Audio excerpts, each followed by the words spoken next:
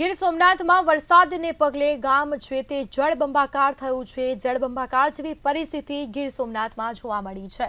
તો અવિરત વરસાદને પગલે જનજીવન પણ પ્રભાવિત થયું છે। લોકોના ક્યાંક ઘરોમાં પાણી ભરાયા છે। નીચાણવાળા જે વિસ્તારો છે ત્યાં પણ પાણી ભરાતા લોકોને મુશ્કેલી વેઠવાનો વારો આવ્યો છે। વેરાવળ તાલુકાના પંડવા ગામ બેટમાં ફેરવાયું, જેમાં ધોધમાર વરસાદને લીધે ગામમાં ચોતરફ પાણી જ પાણી। વરસાદથી લોકોના ઘરોમાં અને દુકાનોમાં પણ પાણી ભરાયા।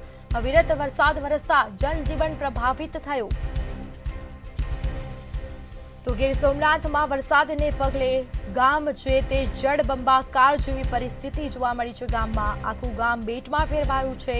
ધોધમાર વરસાદને લઈને ગામમાં ચારે તરફ પાણી જ પાણી જોવા મળી રહ્યું છે।